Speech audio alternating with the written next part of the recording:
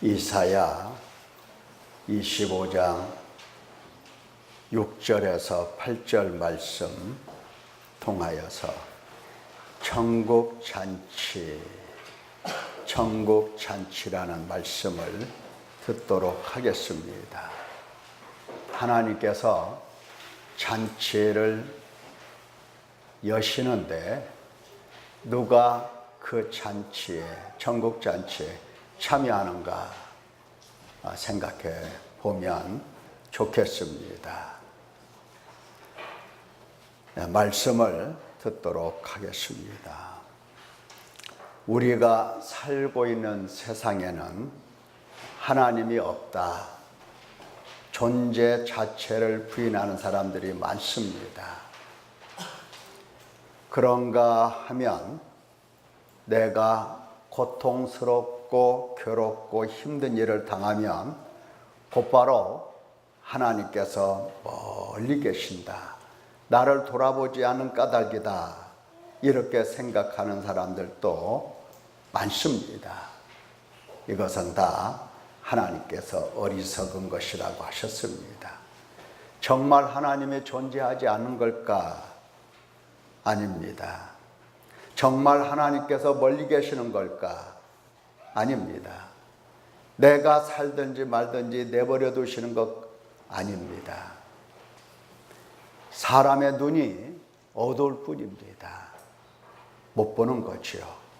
하나님께서는 모든 사람의 행위를 하나하나 다 살피시며 세밀하게 기록하시며 선악간에 무엇을 보응하실지 보응을 준비하고 계십니다. 사람이 일평생 수고하고 늙기까지 땀 흘리며 고생하다가 결국은 다 흙으로 돌아가는데 이것 하나님께서 내리신 판결입니다.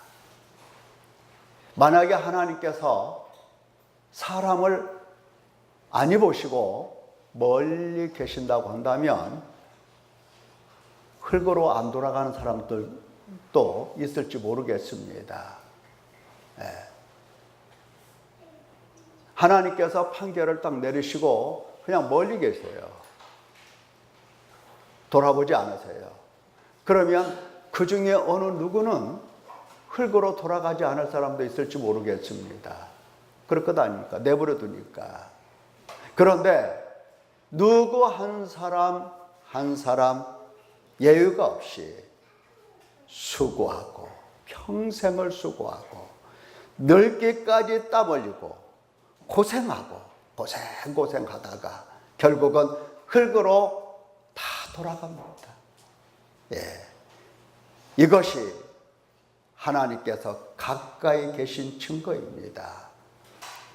말씀하셨죠. 땅은 너로 말미암아 저주를 받고 너는 네 평생에 수고하여야 그 소산을 먹으리라.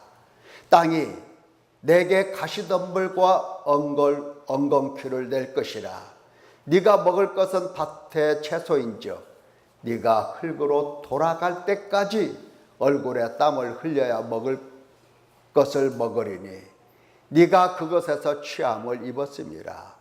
너는 흙이니 흙으로 돌아갈 것이니라.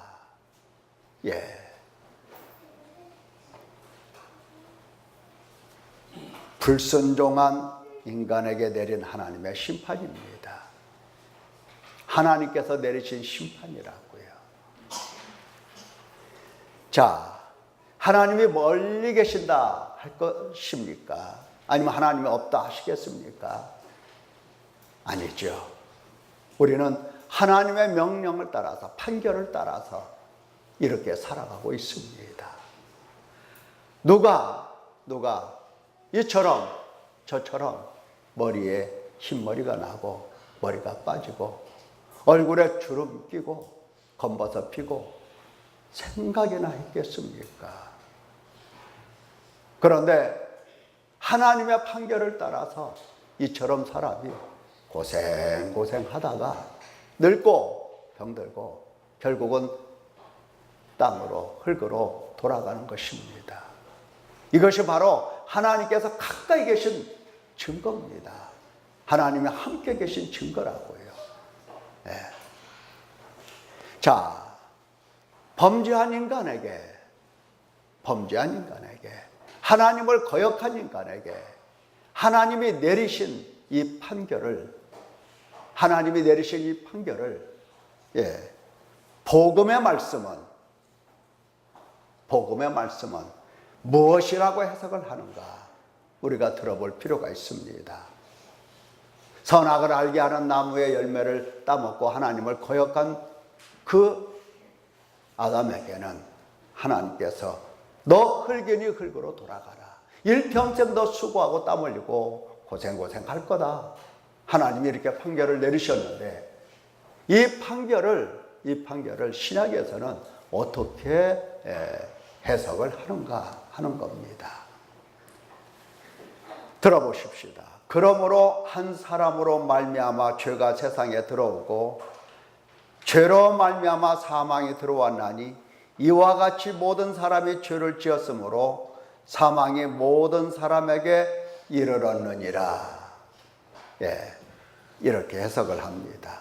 수고하고 땀 흘리고 힘들고 고통스러운 삶을 보고 하나님이 없다 할 것이 아니라 훨씬 더 심각한 근본 문제, 죄와 사망에 집중을 해야 할 것입니다. 왜? 한 사람으로 말미암아 죄가 세상에 들어왔고 죄로 말미암아 사망에 들어왔나니 이와 같이 모든 사람이 죄를 지었으므로 사망이 모든 사람에게 이르렀느니라 라고 하나님이 해석을 하시는 겁니다. 한 사람이 불순종함으로 모든 사람이 다 죄인이 되어버렸어요. 죄인이 아닌 사람이 하나도 없어요. 한 범죄로 말미암아 모든 사람이 다 정죄를 받게 됐어요. 다 정죄를 받아요. 심판을 받고. 한 사람의 죄로 말미암아 모든 사람이 다 사망에 이르게 된 것입니다. 사망에 이르게 돼요. 여기 사망이라고 하는 것은 영원한 지옥을 얘기하는 겁니다. 사람이 살다가 죽는 것도 사망이지만 영원한 지옥불에 들어가는 것도 사망입니다. 다 마찬가지예요. 사망입니다. 이제 인간의 문제는 무엇을 먹느냐, 얼마나 편하게 사느냐, 그게 문제가 아니에요. 지금 하나님께서는 멀리 계시는 것도 아니고 하나님께서 아니 계시는 것도 아니고 아주 가까이에서 한 사람 한 사람을 다 들여다보시면서 그렇습니다. 한 사람으로 말미암아 죄가 세상에 들어왔고 한 사람의 범죄로 인하여 모든 사람이 정죄를 받고 한 사람의 죄로 인하여 모든 사람이 다 사망 가운데 있게 되었다고 이처럼 판결을 내리시고 해석해 주시니 그 말씀 함께 계시며 가까이 계시는 하나님의 이 판결을 따라서 사람이 죽으면 심판을 받게 되고 심판을 받은 뒤에는 반드시 그 보응을 받게 되는 겁니다. 지옥불에 들어가는 거라고요. 인간의 문제는 이제 무엇을 먹냐 이게 아니에요. 얼마나 편하게 사느냐 그 문제가 아닙니다. 사망이냐 생명이냐, 정죄냐 용서냐, 지옥이냐 천국이냐, 그것입니다. 사람은 사탄에게 미혹되었기 때문에 사탄의 권세 아래 놓여 있게 되었고 죄와 허물 가운데서 행하면서 세상 풍조를 따라가고 있습니다. 그리 살지 말라고 아무리 해도 소용이 없어요. 세상 풍조를 따라가요. 공중권세 잡은 자를 따라 육체에 속하여 죄 아래 팔려 육체의 욕심을 따라 지내며 육체와 마음이 원하는 대로 행하여 본질상 다른 자들과 같이 진노의 자녀로 살 뿐입니다. 영혼의 생명이 없습니다. 완전한 흑암과 사망 가운데 앉아 있는 것입니다. 이게 바로 사랑입니다. 어떻습니까? 소망이 있습니까? 사람으로서는 소망이 없어요. 아무 소망이 없어요. 그렇지 않으면 무슨 소망이 있어요? 물론 어렸을 때에 그래 나 성공할 거야, 좋은 사람 만나서 결혼할 거야, 다들 이러한 희망에 부풀어 있고 생각하면서 행복을 찾아 나서지만 어떻습니까? 결국은 병들고 늙고 죽는 거 아니겠습니까? 늙고 죽는 거예요. 소망이 무슨 소망이 있겠습니까? 인간은 아무 소망이 없는 겁니다. 그러나 하나님께서는 이처럼 생명 없는 인간을 불쌍히 여기십니다. 불쌍히 여기세요. 긍휼히 여기십니다. 긍휼히 여기시고 비록 하나님의 진노 아래 심판과 저주와 형벌을 받아야 할 사람들이지만 친히 찾아오십니다. 친히 찾아오셔요. 보십시오. 인자가 온 것은 잃어버린 자를 찾아 구원하려 함이니라. 누가 찾아오신다고요? 누가? 예수 그리스도께서 찾아오시는 겁니다. 아마 여러분들이 지금 예배 드리고 있는데 누가 저 뒤에서 문 열고 여기 아무개 집사님 있어요? 하고 삐끔하고 이름을 부른다면 얼른 고개를 획 돌릴 겁니다. 별로 중요한 사람이 찾아오지 않아도 얼굴 획 돌릴 거예요. 만약에 트럼프 대통령이 여러분을 찾아오셨다고 해보십시다. 느낌이 다르겠죠? 하늘에서 인자가 예수 그리스도께서 그것도 불쌍히 여기시고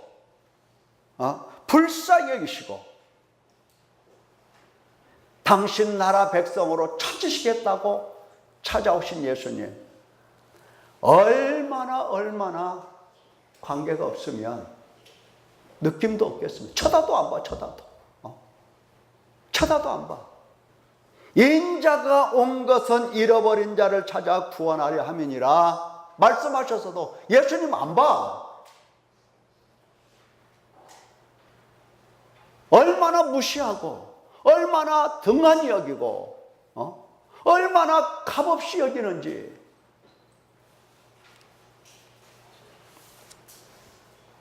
그래도 이렇게 무시를 당하고 없이 여김을 당하고 거들떠보지도 않고 가치 있게도 생각하지 않는 인간에 대하여 그래도 예수님은 찾아오셨어요. 뭘 보고? 불쌍히 여기시고 하나님의 진노 아래서 저주와 형벌을 받는 그 인간을 불쌍히 여기시고 거기서 구원하시려고 찾아오신 겁니다. 우리 예수님, 나를 찾아오신 예수님을 생각하면 눈물밖에는 나는 게 없어요. 너무 감사해요. 너무 감사해요. 비록 정죄받아 마땅한 죄인이나 친히 죄에서 구원하시려고 사람의 몸을 입으시고 죄인을 찾아오신 예수님이십니다. 이름을 예수라 하라. 이는 그가 자기 백성을 그들의 죄에서 구원할 자이심이라. 인자가 온 것은 잃어버린 자를 찾아 구원하려 함이니라. 비록 흑암 가운데 앉아 눈먼 소경이지만 빛을 비추어 주셨습니다. 흑암에 앉은 백성이 큰 빛을 보았고 사망의 땅과 그늘에 앉은 자들에게 빛이 빛이었도다. 비록 사탄의 권세 아래 육신을 따라 살고 있지만 하나님의 나라로 옮겨 놓으시고 회개하라 죄사함을 주신다 약속하셨습니다. 그가 우리를 흑암의 권세에서 건져내사 그의 사랑의 아들의 나라로 옮기셨으니 그 아들 안에서 우리가 속량 곧 죄사함을 얻었도다. 그 눈을 뜨게 하여 어둠에서 빛으로 사탄의 권세에서 하나님께로 돌아오게 하고 죄사함을 얻게 하리라.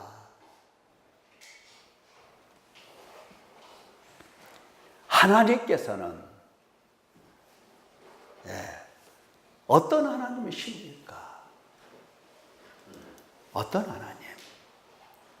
생명 없는 이 인간에 대해서 불쌍히 여기시고 구원하시는 하나님이십니다. 믿기를 축원합니다. 이제라도 늦었지만 이제라도 찾아오신 하나님을 바라볼 수 있기를 축원합니다. 선지자 이사야의 말씀을 보십시다.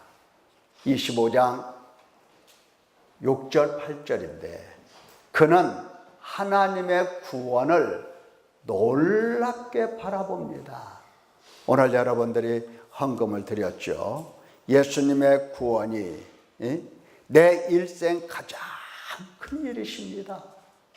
이렇게 감사 예물을 드렸어요. 하나님의 구원을 놀랍게 바라봅니다. 누가? 이사야 선지자가. 보통 사람들은, 오늘날 교회 다니는 사람들, 보통 사람들은 다 마찬가지인데 하나님의 구원을 그냥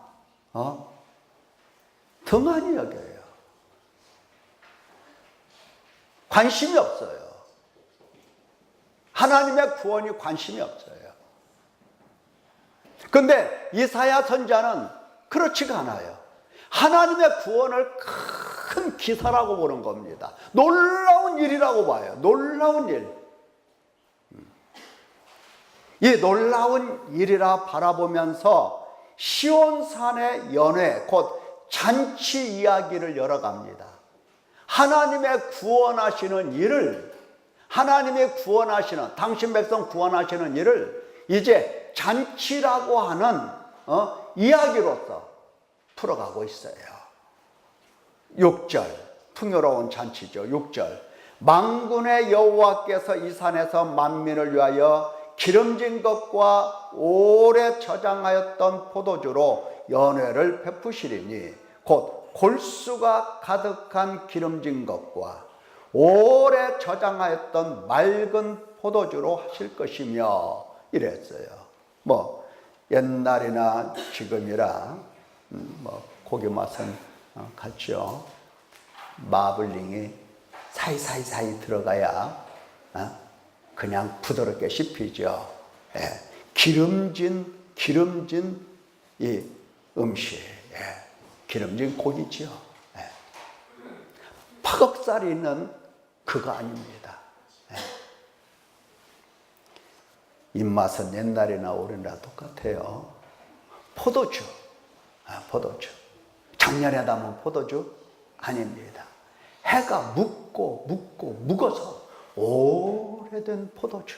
그것으로 여호와께서 시온산에서 잔치를 배설하십니다. 모든 백성을 불러 초청하시고 잔치를 여시는 하나님이십니다.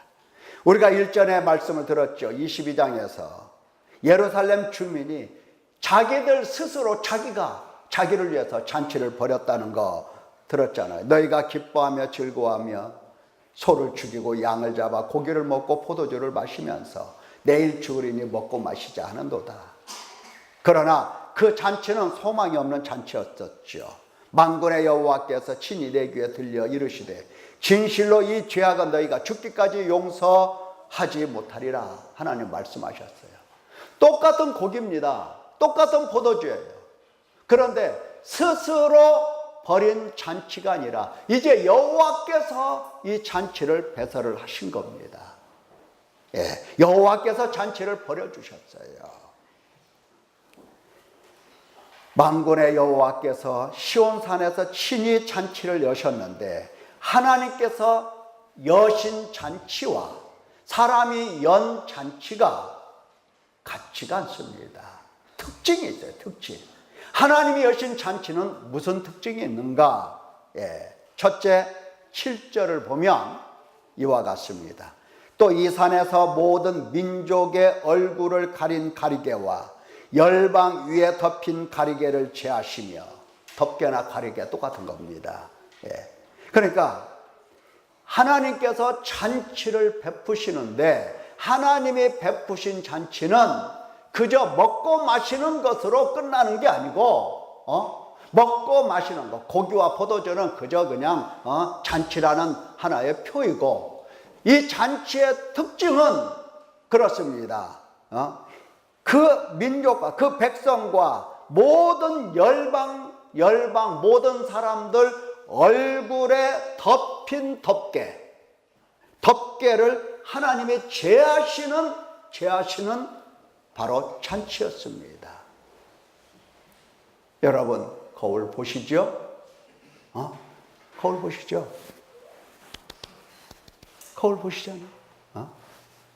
그리고 말이죠, 아무것도 안 보이죠? 내 얼굴에 뭐가 덮여 있는지 안 보이죠? 그렇죠? 예. 그러나 하나님께서 우리의 얼굴을 보실 때는, 사람의 얼굴을 보실 때는 덮였습니다. 덮였어요.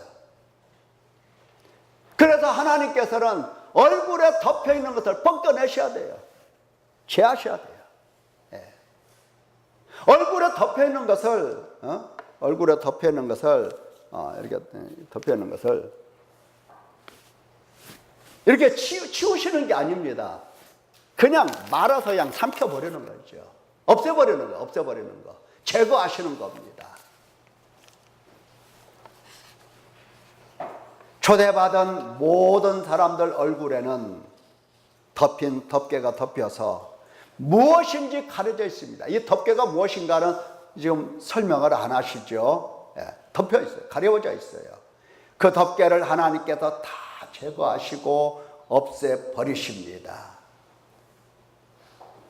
제거하시는 것을 보면, 제거하신다, 없앤다 하는 것을 보면 하나님과 그 백성들 사이에 관계를 맺고 서로 얼굴과 얼굴을 맞대면서 서로 화목하고 사랑하고 참되고 진실한 사귐을 가지는 데에 있어서 방해가 되는 무엇임을 알 수가 있습니다. 그러니까 하나님께서 얼굴을 보셔야 되는데, 또 하나님 앞에 모인 사람들이 하나님을 배워야 하는데, 그만 그들 얼굴 위에 뭐가 덮여 있어서 하나님께서 보시기에도 흉하고, 또 사람이 하나님을 보려고 해도 하나님이 보이지 않고 방해가 되는 거예요. 이게 무엇일까? 어떤 사람들은 수건이라고 하는 사람도 있고, 어떤 사람은 무지라고 얘기하는 것도 사람도 있어요. 여러 이제 설명이 없으니까 각자 나름대로 이야기를 하는 겁니다. 신약에 보면 사람들 얼굴에 아직까지도 수건이 덮여 있다고 그랬어요. 수건이. 그래서 하나님을 몰라. 무지죠, 무지. 네. 그런데 성경 다른 구절을 보면은 바로 죄와 허물이 아닌가 생각을 합니다. 이사야 44장 22절을 보면 내가 내 허물을 빽빽한 구름같이 내 죄를 안개같이 없이 하였으니 너는 내게로 돌아오라. 내가 너를 구속하였음이라. 예. 하나님께서는 잔치에 초대해 불러놓으신 그 백성들의 죄악을, 허물을 다 벗겨내시는 것으로 말씀을 하시는 겁니다. 죄를 없이 하시고 하나님이 부르신 자들의, 하나님 앞에 나온 자들의 얼굴에 덮여있는 죄들을 제거하시고 제거하시고, 죄를 없이 하시고, 또 없이 하시고, 또 없이 하시고. 사람은 사단의 권세 아래서 그렇게 충성스럽게 살았기 때문에 무엇을 한다 하더라도 말을 할 때는 말 속에 죄가 들어있고, 생각을 한다면 생각 속에 죄가 따라 붙고, 행동한다면 행동에 죄가 따라 붙어 있는데, 죄가 한두 개라야지. 한두 개. 하나님께서는 하나님 앞에 부르시기 전에도 다 죄를 씻어 놓으시고, 부르신 후에도 또 씻어 놓으시고, 그리고 이 세상 떠나가는 날까지도 하나님께서는 죄악을 벗겨내시고 같은 일을 수도 없이 반복을 하시게 되는 겁니다. 긍휼과 사랑이지요. 생명을 이미 주시고 부르시는 겁니다. 사도들도 증거했습니다. 그리스도께서 단번에 죄를 위하여 죽으사 의인으로서 불의한 자를 대신하셨으니 이는 우리를 하나님 앞으로 인도하려 하심이라. 어떻게 들으면 더 이상 회개할 필요가 없다는 말로 들릴 수도 있습니다. 그러나 그 말이 아닙니다. 이제부터 회개함과 죄사함을 주시는 예수님 손에 이끌려서 하나님 앞으로 나가는 겁니다. 그리스도의 피로 깨끗하게 씻음을 받고 더욱 하나님 앞으로 나아가며 하나님을 알아뵙고 더욱 하나님을 사랑하게 되고 더욱 살아계신 하나님을 섬기는 것입니다. 하나님은 이를 위해서 씻으시고 죄를 없이 하시고 또 없이 하시고 계속해서 씻어주십니다. 이게 바로 하나님 나라의 잔치입니다. 하나님 나라의 잔치는 죄를 사하시는 것이 잔치입니다.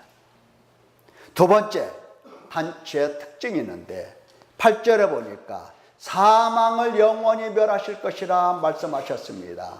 사망은 죄의 결과입니다.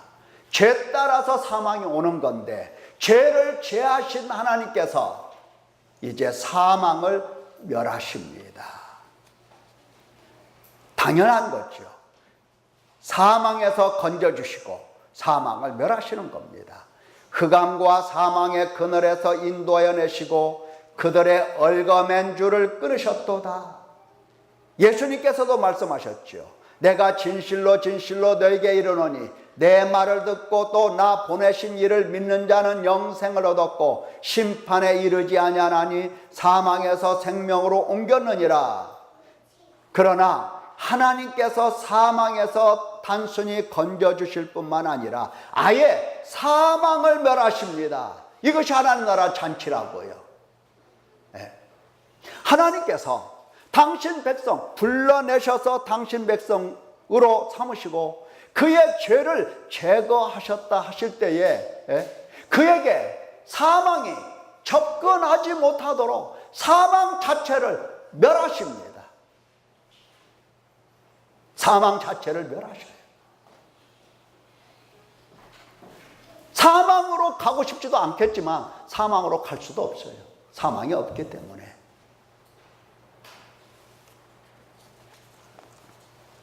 이런 때에 아멘 해야 되는 거 아닙니까? 이런 때에 하나님께 영광의 박수를 돌려야 하는 거 아닙니까? 도대체 뭐예요? 살았습니까? 죽었습니까? 그렇잖아요? 살아있는 사람 같으면 심장이 뛸 겁니다. 그렇구나. 하나님께서 사망에서 나를 건져주실 뿐만 아니라 더 이상 사망이 내게 없도록 사망을 멸하시는구나. 네. 생각해 보세요. 자, 사망에서 물에서 건져냈어. 근데 물이 냇가리 강이 옆에 바로 있어. 위험하잖아요. 그렇죠?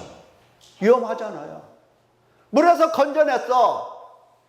빠질까봐 강물 뚜껑을 다 덮어버렸어. 복개공사에서 다 덮어버렸어. 안 빠지잖아요. 네. 하나님께서 사망에서 우리를 건지셨어. 그리고 사망을 멸하신 겁니다. 이게 하나님 나라 잔치예요. 하나님이 베푸시는 잔치 우습게 여기면 안 됩니다. 우스운 잔치가 아니에요. 예? 당신 백성을 위하여 당신께서 베푸시는 이 잔치는 우스운 잔치가 아니라고. 우스운 잔치가 얼마나 심장이 죽어버렸으면 얼마나 심장이 굳어버렸으면 왜 안 뛰냐고요. 왜 안 뛸까?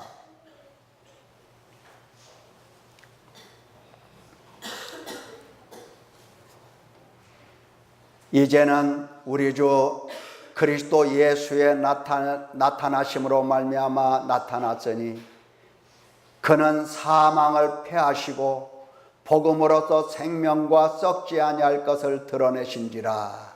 사망을 패하셨다. 맨 나중에 멸망받을 원수는 사망이니라. 자, 셋째, 하나님 나라의 특징은 주 여호와께서 모든 얼굴에서 눈물을 씻기시며 자기 백성의 수치를 온 천하에서 제하시리라. 여호와께서 이같이 말씀하셨느니라. 예. 하나님 나라 잔치는 당신 백성들의 눈에서 흘린 눈물들을 닦아주시는 잔치입니다. 예. 물론 뭐 눈물이라고 해서 다 같은 눈물은 아니죠. 예? 어떤 사람 눈물은 좀 짭짤할 것이고 어떤 사람은 눈물은 좀 싱거울 것이고 눈물 다 다를 것 아니에요. 그런 뜻에서 다르다는 게 아니라 무엇 때문에 흘렸느냐 하는 겁니다. 하나님께서 눈물을 닦아주실 때는 무엇 때문에 눈물을 흘렸어 그걸 보시는 겁니다. 그래서 닦아주시는 겁니다. 죄를 보고 원수 사탄을 보고 탄식하며 애통하며 흘린 눈물들, 하나님을 괴로우시겠다고 내가 고백하면서 흘리는 눈물들 하나님이 닦아주시는 겁니다. 한 방울 한 방울 하나도 남김없이 하나님께서 다 모조리 닦아주시는 겁니다. 눈물을 닦아주시면서 수치를 제하여 주십니다. 하나님이 멀리 계십니까? 모든 눈물을 그 눈에서 닦아주시니 다시는 사망이 없고 애통하는 것이나 곡하는 것이나 아픈 것이 다시 있지 아니하리니 처음 것들이 다 지나갔음이로라. 이것이 바로 하나님께서 당신 백성에게 베푸신 잔치입니다. 그렇다면 누가 이 잔치에 참여하냐? 한번 생각해 보세요. 하나님께서 내가 흘린 눈물을 오셔서 다 닦아주셨어요. 닦아주셨어요. 사람이 와서 닦아줘도 고마운 거예요. 내가 눈물 흘릴 때에 누가 옆에 와서 친구가 와서 내 눈물 닦아줘봐. 그 친구는 무슨 친구가 되겠습니까? 평생 친구가 되는 거예요. 평생 친구. 내가 울고 있는데 와서 머리를 한 대 툭 치고 가버렸어. 그건 평생 원수가 되는 거예요. 네. 그렇잖아요. 내가 울고 있는데 하나님께서 오셔서 내 눈물 다 닦아주셔. 하나님과 평생 친구가 되는 겁니다. 과연 누가 이 하나님의 잔치에 참여하는가? 죄인을 불러주신 하나님께, 회개함과 죄사함을 주시는 하나님께 감사함으로 나아가서 죄허물을 고백하고 회개하는 사람, 그가 바로 이 잔치에 참여하는 겁니다. 회개하는 사람이 바로 믿음이 있는 사람이에요. 이 사람이 믿음이 있는 사람이에요. 교회 다니면서 나 예수님 믿어요, 이게 믿음 있는 사람이 아닙니다. 어떤 예수님을 믿냐 이 말이에요. 어떤 예수님? 자기 백성을 저희주에서 구원할 자 예수, 그 예수님을 믿느냐? 아니면 나 가난하니까 나에게 복을 줄 예수님을 믿느냐? 예수님이 다른 거예요. 다른 거예요. 그러나 죄를 가지고 와서 주님 앞에 눈물을 흘리고 회개하는 사람, 이 사람은 예수님을 진짜 믿는 사람, 진짜 믿는 사람. 예수님이 누구신데? 자기 백성을 저희주에서 구원할 자, 진짜 믿는 사람, 진짜 믿는 사람. 이런 사람이 하나님 나라 잔치에 참여하는 겁니다.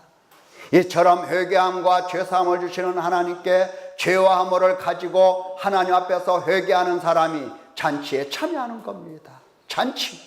만군의 여호와 하나님께서 홀로 고기 드시고 홀로 포도주 홀짝홀짝 마시려고 잔치를 베푸신 것입니까? 아니잖아요.